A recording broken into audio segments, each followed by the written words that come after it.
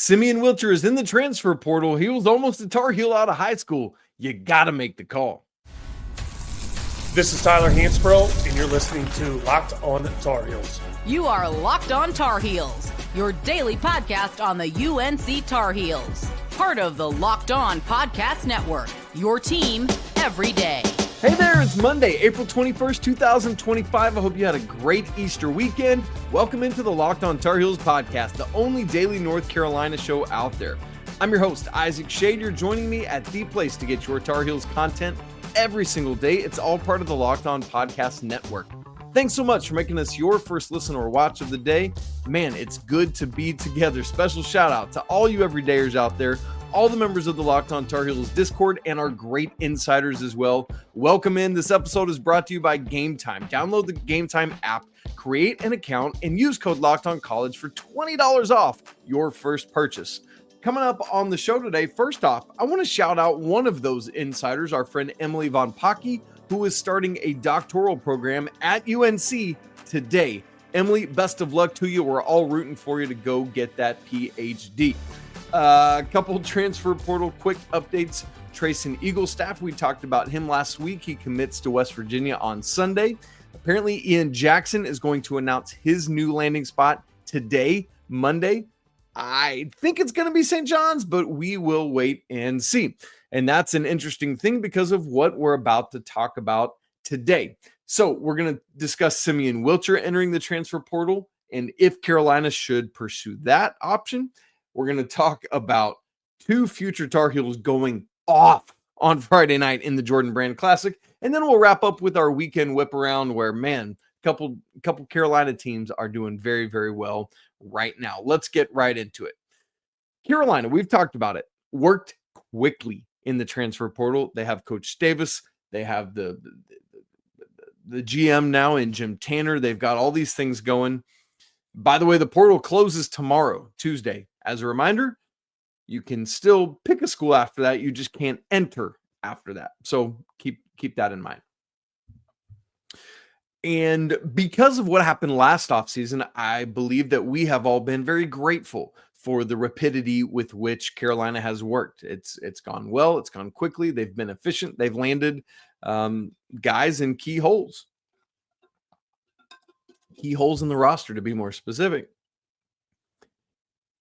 But that quick movement means that you potentially miss out on guys who enter the portal late, for good or for bad, right? Sometimes it's like, no, we're good. We went out and got the guys we wanted that have the traits and skill sets that we wanted, and we don't care who enters late. We're good. Maybe you're already sitting there. The Tar Heels do already have 12 scholarship level players as things sit right now, right? Like pending any further movement. We're still waiting on Drake Powell, for example. There are also, budgetary concerns. Where is the money at right now? I have some inklings on that, but we'll just leave that for now.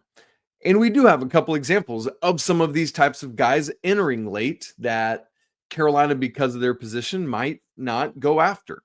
3 different decommits. You've got Shelton Henderson, who just decommitted from Duke. We had previously talked about Caden Lewis decommitting from Kentucky, who was a good friend with Caleb Wilson, by the way, and Darius Adams, a recent decommit from UConn. You had Chad Baker-Mazara entering the portal from Auburn last week, PJ Haggerty from Memphis, Andrei Stojakovic from Powell, right? Like, you've got all of these guys, and it's like, would these be guys that you would pursue if you hadn't already done so? And if you hadn't already done so, then you risk not getting them, and then you're up the creek without a paddle, and it's the whole thing. So I'm very glad that Carolina has already landed these 4 guys that they have. But another one that entered the portal over the weekend is Simeon Wilcher. Simeon Wilcher, already Carolina has one previously near Tar Heel in Jaron Stevenson. Is it time for another? Remember, I said he was almost a Tar Heel right out of the gate. Keep in mind, Simeon Wilcher was committed to Carolina and then ultimately decommitted in the summer of 2023, wound up at St. John's, back closer to home. Great, understand that. So the big question for me is this: should North Carolina pursue Simeon Wilcher? That's what I want to try to answer. First off, just yet another reminder. I said it when Jaron Stevenson entered the transfer portal and Carolina was looking at him.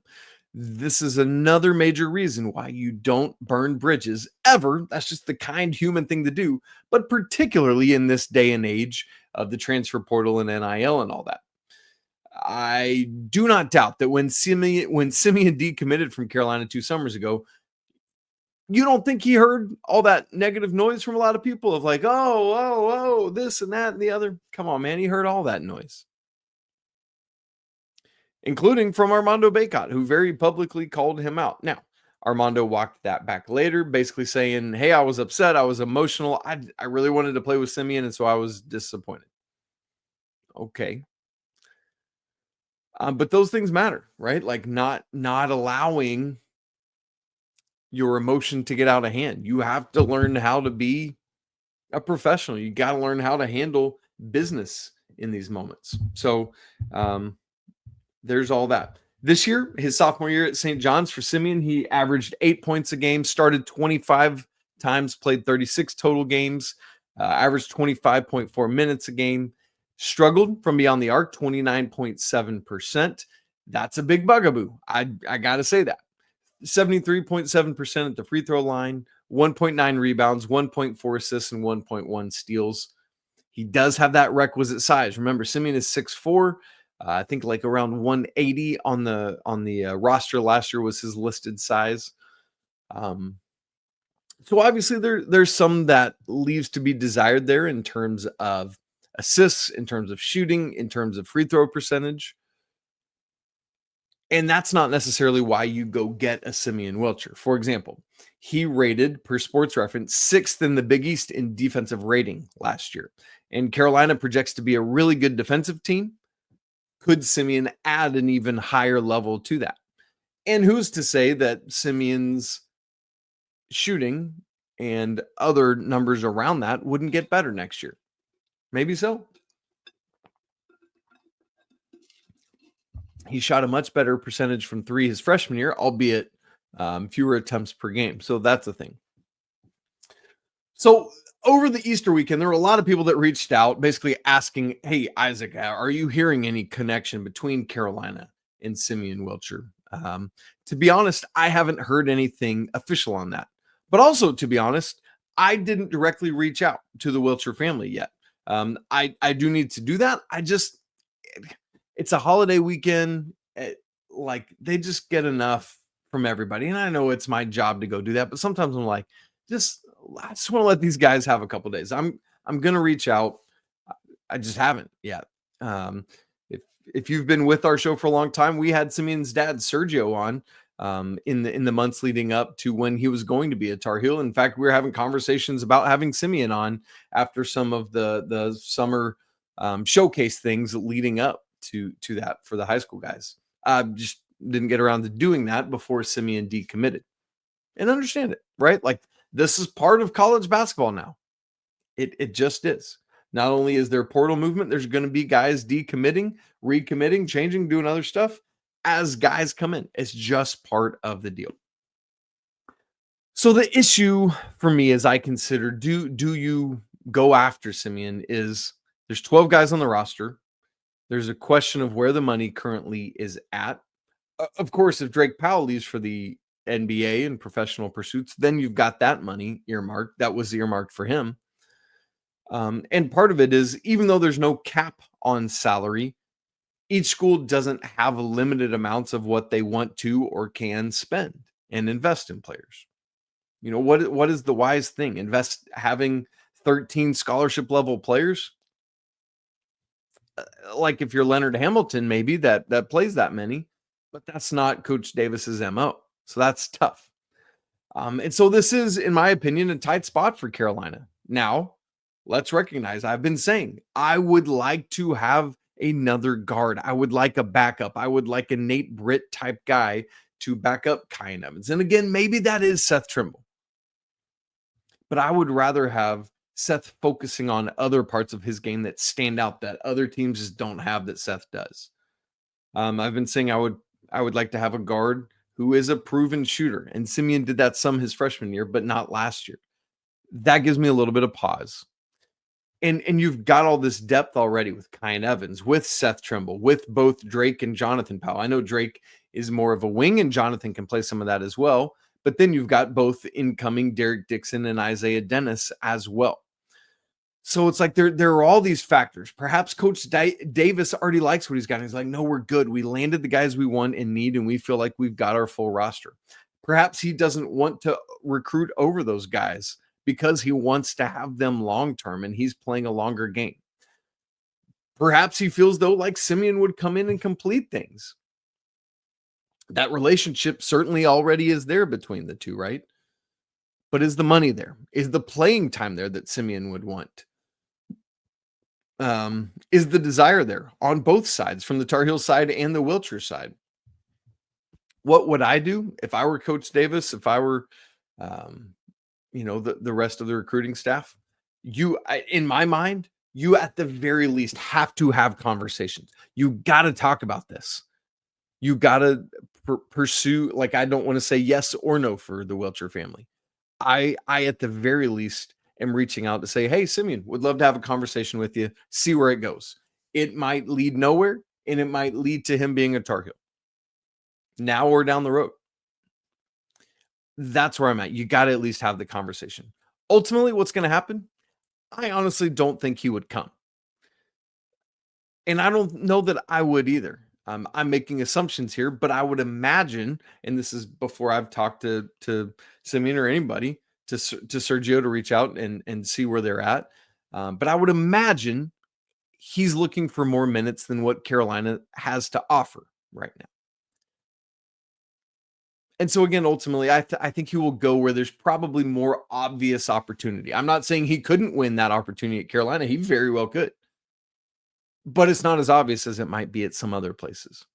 So there's just a lot at play there, and we're going to have to see how that plays out. But again, I think the bottom line right now is you got to have the conversation. I'm really curious to see where things move and trend with Simeon. Now, from talking about a young man who could come to Carolina to one who will definitely be in Chapel Hill next season, Caleb Wilson went off in the Jordan Brand Classic on Friday night. We'll talk about that, what it means, and what he's going to bring to Carolina coming up in just a second.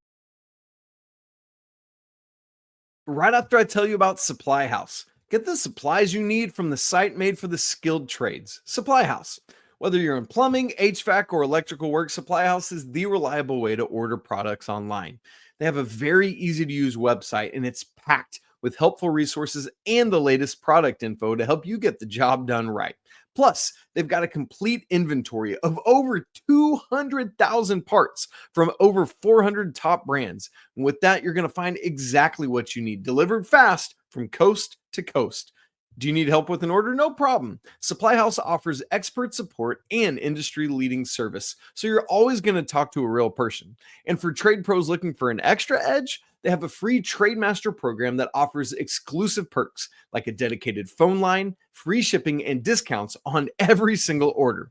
Thousands of skilled professionals are already taking advantage, and now it's your turn. Join the Trademaster program today at supplyhouse.com/TM and start ordering plumbing, HVAC, and electrical supplies with just a few clicks. Plus, use promo code SH5 for 5% off your first order. That's supplyhouse.com. Jordan Brand Classic was Friday night. We had a girls game, we had a guys game, and the leading score for the boys, the leading score for the girls, Tar Heels. On the boys' side, Caleb Wilson, incoming freshman. And on the girls' side, Nyla Brooks. That's very nice. That's very tasty. Let's start with Caleb Wilson. That's where we'll spend most of our time in this conversation. First off, when I look at Caleb Wilson's hair, I've got long hair too, just like Caleb, and it hangs down in my face.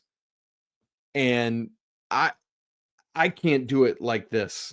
I like have to put it back behind my ear or just parted to the side or something. I got to keep it out of my eyes. Caleb, I don't see how you can see, man, when you're talking and hanging out. Props to you, because it bothers me. I wish I could get it to not bother me. But obviously if you've watched Caleb play, you notice he keeps it up and out of his eyes when he's playing. But man, it's tough going through life like that. It happens to me sometimes. It gets windy and it's all in my face. I don't know how you do it, Caleb, but props. Second, how on earth Did this dude, Caleb Wilson, not win MVP of the Jordan Brand Classic? I know it's something that doesn't even really matter in the long scheme of things, but I just want to get heated on his behalf. The award, the MVP of this game, goes to Kyan Anthony, Carmelo's son, who's going up to Syracuse to follow in his dad's footsteps. Even if you don't watch the game, look at the box score. One had better numbers than the other. Watch the game. One affected the game on both ends of the floor more than the other did. It's one of those where I'm crying like, nepotism for an NBA All-Star, right? Like, anyway, I just want to go to war on Caleb's behalf. Great stuff. To that point, let me just tell you about his line. And remember, in the McDonald's All-American game, he affected that game, but not with scoring. Didn't touch the ball much, didn't shoot much, or didn't touch the ball much in terms of like going to score, but was great on the defensive end, did a lot of stuff, took the assignment on guarding Cam Boozer. Like, that's big time. In this game, though, he said, I think it's time for me to score more. And he was, as I said, the leading scorer, 28 points on 13 of 14 field goals. Now, I know there ain't much defense played in these types of games, but still, I'm doing good to hit 13 of 14 layups with nobody standing around me. 2 of 2 from the free throw line. Only took 1 3-pointer and he missed it. 6 boards, 2 assists, 0 turnovers. I like that. And a block and a steal. Wonderful stuff, Caleb Wilson. But I also want to talk about his defense. All-star games are not made for defense, but this is what this dude shows up to do over and over and over. Yes, even in this environment. And that's part of why I am geeked for him to get to campus and be a Tar Heel. Caleb always wants to show his defense, whether you hear him say that or whether you just watch the basketball game and realize like, oh, this dude's dialed in on the defensive end of the floor. I was really glad my buddy R.L. Bynum, who does the Tar Heel Tribune, was able to talk with Caleb postgame, had just some really good, insightful questions, got some really good stuff out of Caleb. And I just want to share some of that in what I take away from some of those. Defense, let's talk more about that. Caleb said to RL, quote, you ain't always going to score. You got to affect games in multiple ways. Even next year with the Tar Heels, I feel like I can have the assignment of guarding the best player, and I want that assignment to show what I can do. There's no better time to start than now. Think about that on a team that already has Seth Trimble, on a team that might have Drake Powell back, on a team that adds Henry Vasar. My goodness, if Drake Powell stays in Chapel Hill, which please, dear goodness, do, Carolina's defense could be diabolically loaded. And for for the athleticism, for the early work defense, for the blocks of it, all sorts of stuff. My word, what they could bring to the table is very exciting to me. And I hope you get excited about it too. And I love that Caleb, coming in as a freshman, has the wherewithal to care about that and to want to be bought in on the defensive end. Somebody's trained that young man very well, and it's going to pay off. And I can't wait to see what that looks like. Looking ahead, RL asked him, like, hey, have you talked to some of the current guys about what's going on? He said, yeah, current players, or quote, current players, we're all talking about next year. Indianapolis, which, side note, is the side of the Final Four next season. Indianapolis, we got to get there. We got to win. I feel like every year we, Carolina, should be a top 5 team in the country. That's part of the reason I want to go to Carolina. I want to be part of a group that restores that winning culture and that winning mentality, end quote. This dude is ready to bring it. He wants to affect winning. He wants to do it. Hearing him talk, he'll do whatever he's got to do to win. Score 28 like you did in this game. Get 5 blocks, get 37 rebounds. It doesn't matter. If it is helping the team win, that's what Caleb Wilson wants to do. That's as we get ready for the NFL draft, for example. All I've been saying about Omarion Hampton, beyond all the stats, noise, and everything else, is all that dude cares about is winning. And I feel like Caleb Wilson is very much in that lane. Like, tell me what I got to do to win. Not tell me what I got to do to score 28 or tell me what I got to do. Hubert Davis, my coach, tell me what I got to do to win. And I'll do that for you. Right? Like, I feel like that's the kind of guy he is. He is an infectious young man. He's fun to listen to talk.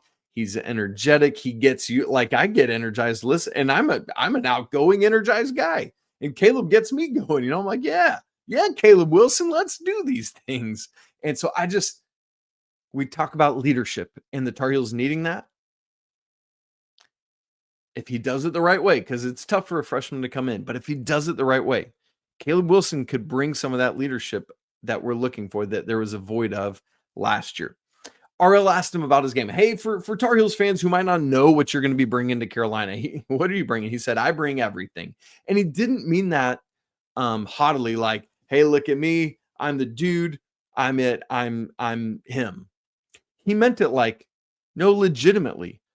I affected the game in a multitude of ways, and I'm not being braggadocious about that. I'm just saying, when I come to Chapel Hill, I will score if I need to score. I will rebound if I need to rebound, but you will not out hustle me. You will not outplay me.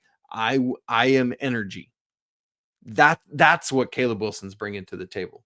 He said, even if I'm over 30, you'll see me affecting the game in other ways. There are not graduating seniors a dime a dozen who get that. To recognize that, yes, even on my bad shooting days, if I want to play, I got to do other stuff to affect winning. That's what Caleb Wilson's about. And I love it. I absolutely love it.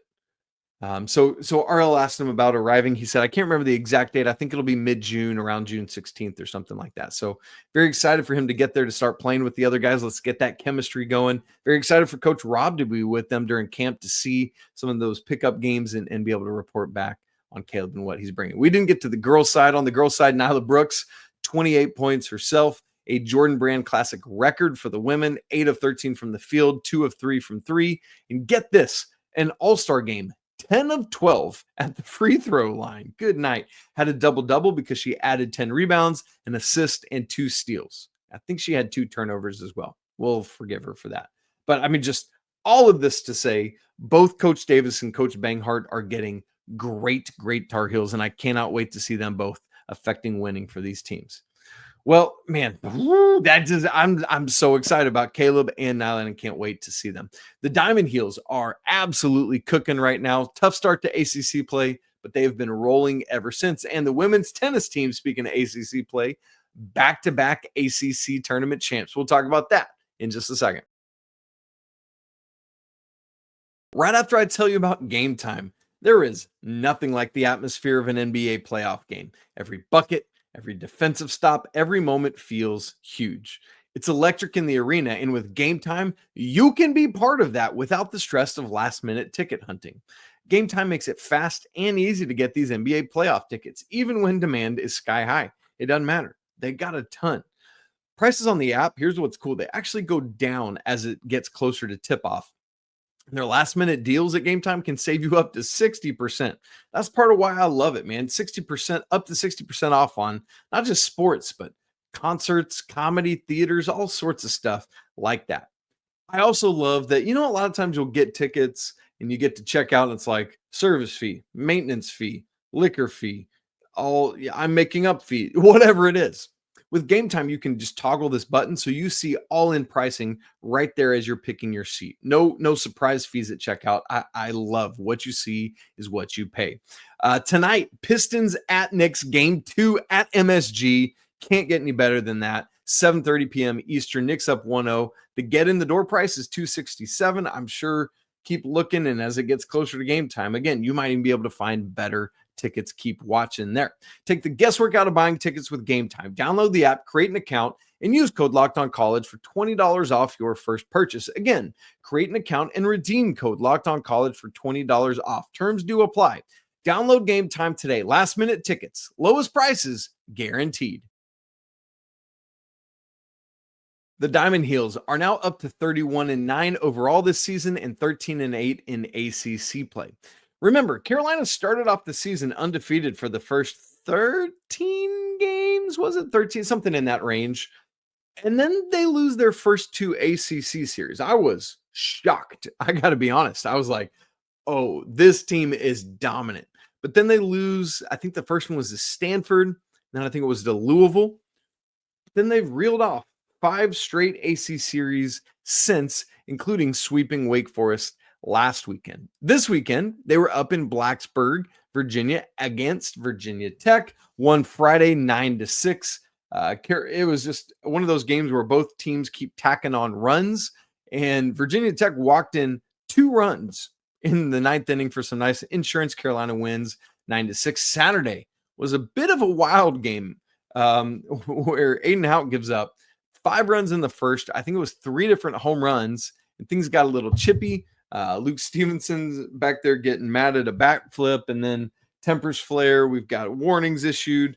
Later on in the game, several people get ejected, which affected Sunday's game because then they're suspended. It was a whole thing. Carolina kept trying to come back in this game. I mean, really good props to them for doing it, but Virginia Tech just was able to get insurance runs here and there, and Carolina couldn't get over the top. It's funny, one of the Virginia Tech guys, I saw a quote from him from that game that said it was like a super regional atmosphere. Due respect, how would Virginia Tech know? They've been to one super regional ever, 2022. I mean, maybe he was a freshman on that team or something, but what are we doing? No. And then Sunday, the rubber match. Can Carolina make it 5 straight ACC series? You already know the answer to that because I already told you. But yes, Carolina wins 7-4. Courtesy, critically, of a 7th inning where it should have been a 1-2-3 inning for Virginia Tech. The third out was going to be this kind of lazy ground ball. The throw pulled the first baseman off the bag. Carolina gets it. And Coach Forbes starts manufacturing some stuff. You get a hit and run. That was basically, I can't even remember who was running now, but scored from first on a base single to the outfield, essentially. It was insane. But Carolina scores there, gets a couple more runs, thanks to some other miscues. A catcher's interference on a steal of home, and Carolina gets up to 7 runs, puts up a 4 spot in that inning, and there you go. Now, here's the weird thing. I thought it was crazy on Saturday where Friday, where Virginia Tech used 9 pitchers. 11 pitchers in this game Virginia Tech used for seemingly no reason. I mean, maybe they're just trying to protect arm. I don't know what it was. Maybe their coach was trying to be annoying because he was kind of a jerk on Saturday during that whole thing and has been a jerk before to Carolina. I just don't care for him all that much, if I'm being honest. But anyway, I was just really fed up with Virginia Tech's coach. I was like, I'm ready to get done and out of here. But yeah, Carolina wins the deciding one, and cooler heads prevailed on Sunday, and that was good stuff. As a reminder, the ACC tournament is different this year. It's kind of similar to basketball in where there's double buys for the top 4 teams, single buys for the top 8 teams, and you're trying to get there. Now, previously, 12 of the 14 teams were in action. Now, all 16 ACC teams that play baseball will get to play in the ACC tournament, but it is single elimination instead of those weird groups and the way they did that. It's a whole thing. I say 16 teams because there's no Syracuse. They don't play baseball. Neither does SMU. That is still so weird to me. I need to petition SMU. Let me come be your baseball coach or something like that. I think that'd be a lot of fun. But anyway, it's a very similar schedule to the ACC men's basketball tournament. Runs Tuesday, but this goes through Sundays when the championship will be. First round on Tuesday, May 20th.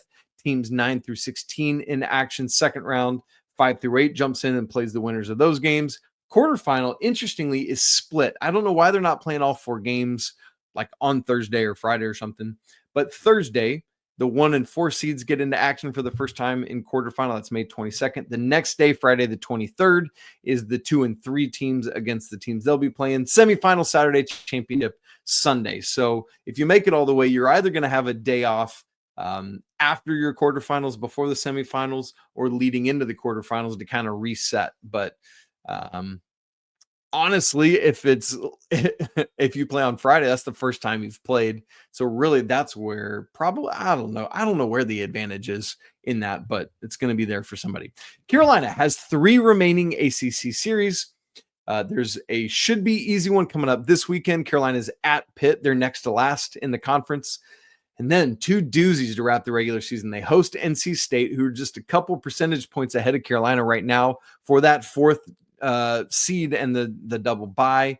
And then after that, Carolina wraps the regular season at FSU. That's going to be very difficult. But the Tar Heels pitching in particular is so good by stats and metrics. They're the top pitching unit in the ACC. And so got to go keep proving that. Softball, speaking of NC State, hosted them this weekend, won the series 2-3. All 3 games were 1 runs. Carolina wins 2-1 Thursday, loses 4-5 Friday, and wins 5-4 on Saturday. That gets us quickly to women's tennis. ACC champs, baby, for the second year in a row. They're 13th overall, and they're 7th since 2016, including 2016 when Carolina won. There have been 9 ACC tournaments since then. Carolina has won 7 of them. That's insane stuff.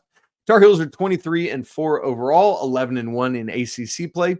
2 of those 4 losses they have are to the Virginia Cavaliers. Just keep that in your mind, and I'll get to why in a second. Friday, Carolina played in the quarterfinal, swept Stanford 4-0.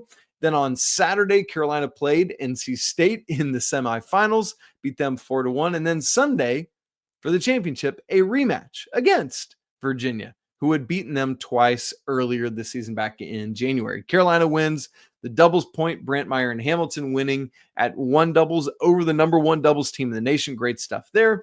And then at 3 doubles, Evans and Rodman won 6-3 to clinch. Second doubles was unfinished. So the Tar Heels get the doubles point. And then in singles, Carson Tanguillig starts it off hot, going 6-0, 6-2. Very quick win there at 5 singles. Next, Hill wins at 6 singles, 2-0. Carolina's up 3-0, and then Reese Brantmeyer polishes it off 6-2, 6-1, and that's it. 2, 3, and 4 all unfinished. Carolina wins 4-0 over Virginia for the for the ACC tournament championship. Speaking of the NCAA tournament championship, that's probably my Freudian slip there. That will start first round Friday, May 2nd. So coming up in just a couple weekends ahead. I guess that'd be 2 weekends from now, probably, right? So coming up quick. Women's lacrosse, no more action after they had beaten Duke at Duke 18-6. They will play in the quarterfinal on Wednesday against Virginia Tech. The men, unfortunately, lost their first ACC match this weekend, falling to Notre Dame 6-12. They are now 9-3 overall, 2-1 in ACC play, and they will be at Cuse next Saturday to wrap the regular season. So stay tuned for that. Women's golf team had the ACC championships. They tied for 5th in stroke play, moved on to match play where they lost to Wake Forest, unfortunately. So there's your weekend whip around, all sorts of great stuff. Congrats to women's tennis. That's awesome. Getting that going. And it's just good to have Reese Brantmeyer back and healthy after last year's stumble. And hopefully she can lead them far in the NCAA tournament. Guys, it's great to be back together after the Easter weekend. Hope you got some rest and were able to celebrate what Easter means if you are a Christian. If not, and you want to know more about that, be happy to tell you. There's no pressure, though. I never want to pressure anyone with that, but it is a part of my life, and so I'm happy to share more with you if you're interested.